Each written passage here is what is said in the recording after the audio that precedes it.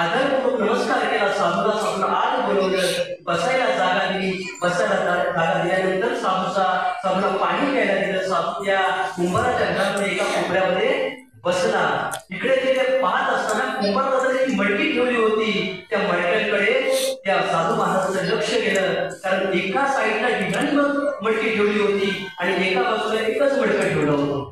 साधूच्या मनात प्रश्न आला. साधूने विचारला, कुंभार होता, एका साईडला तुम्ही असंख्य मडके ठेवले आणि एका साईडला एकच मडका, असं काय ठेवलं बरं? तेव्हा कुंभार होता म्हणतात, महाराज हे मडकं कुठलं, ह्याला गलती लागलीये, त्याचा काही उपयोग नाही, कुणी खरेदी करत नाही आणि कोणाला देत पण नाही.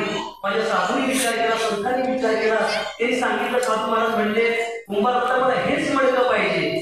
कुंभार होता म्हणजे मी हे मडकं तुम्हाला देऊ शकत नाही, म्हणजे खराब आहे, तुझ्या काही कामाचं नाही. तरी साधू महाराज म्हणजे मला हेच मडकं पाहिजे. आता मग ते नाही असतो कुंभार दादाने ते मडकं साधू महाराजांना दिलं. ते मडकं घेऊन साधू महाराजांच्या मंदिरामध्ये आले.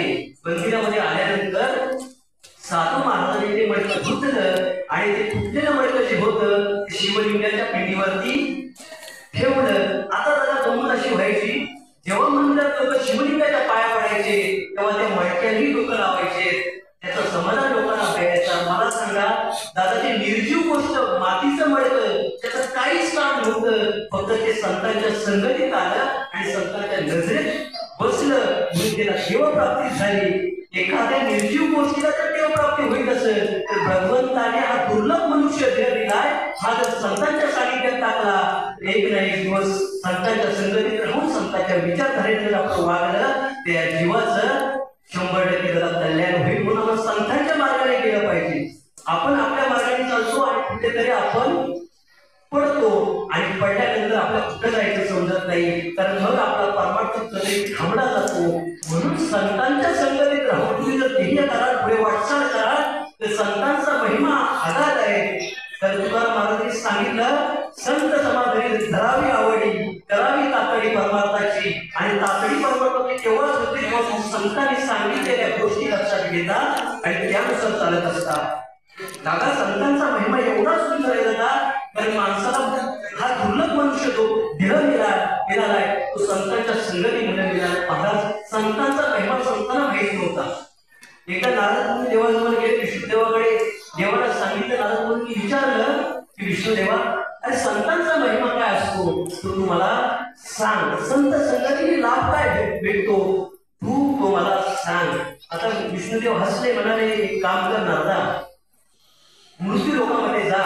7 दिवसांनी एका कटाराच्या बाजूला एक किडा जन्म घेणार आहे, त्याला जाऊन विचार, संत संगतीचा महिमा काय तो त्याला विचार, तो तुला नक्की सांगेल. आता वरून देव मृत्यू लोकात 7 दिवसांनी आले. पाहिलं तर कटाराच्या बाजूला किडा बरोबर होता. किडेला विचारलं, किडे दादा, नादाने विचारलं, किडे दादा, संत संगतीचा महिमा काय तो मला तू सांग. किडा नादाकडे हसला आणि मरण पावला. काही सांगितलंय, फक्त हसला आणि मरण पावला. पुन्हा नारद विष्णुदेवाकडे गेले. तर विष्णुदेवा श्री किड्याला विचारलं संत संगतीचा महिमाला, परंतु तो किडा हसला आणि मरण पावला. तर विष्णुदेव म्हणजे नारदा, बरोबर आता 10 दिवसांनी एका पुत्रावर एक सरळा जन्म घेणार आहे, त्याला जाऊन विचार.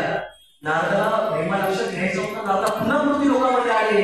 त्या सरळा बघितलं, त्या पुत्रावर सरळा जन्म घेतला होता. त्या सरड्याला विचारलं, नारदाने जवळ जाऊन, सरडे दादा, आणि संत संगतीचा महिमा काय तू मला सांग.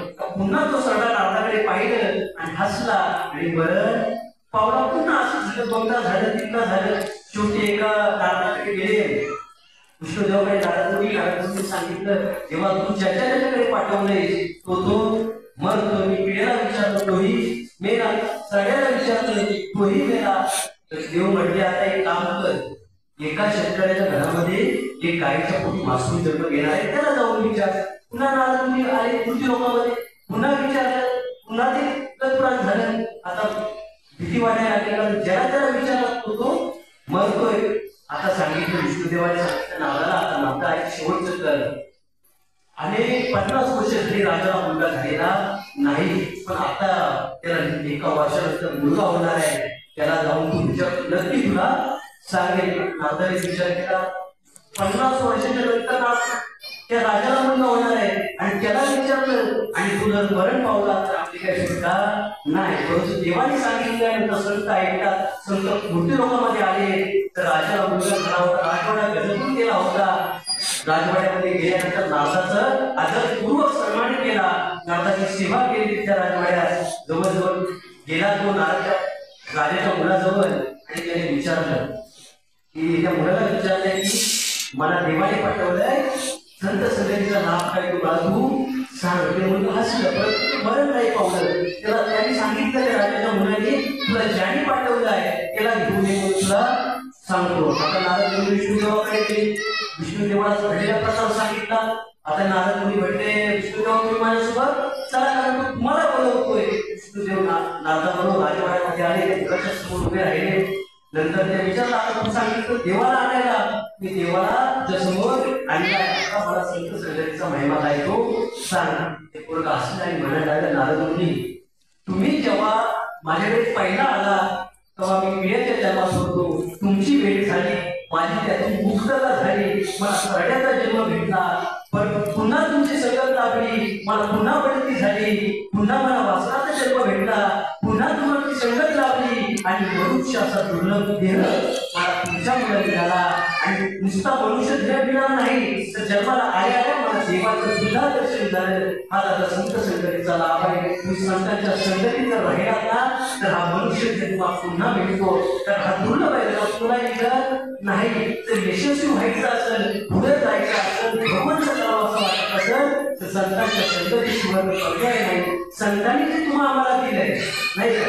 जर संगत चांगली असेल ना दादा तरच देव करतो. आणि देव कोण आहे हे फक्त आपल्याला संत सांगू शकतात. कडक शब्दात झालं सांगायचं तर आपला जन्मदाता बाप कोण आहे हे फक्त आपली आई सांगू शकते. दुसरं तिसरं कोणी सांगत नाही. तसं देव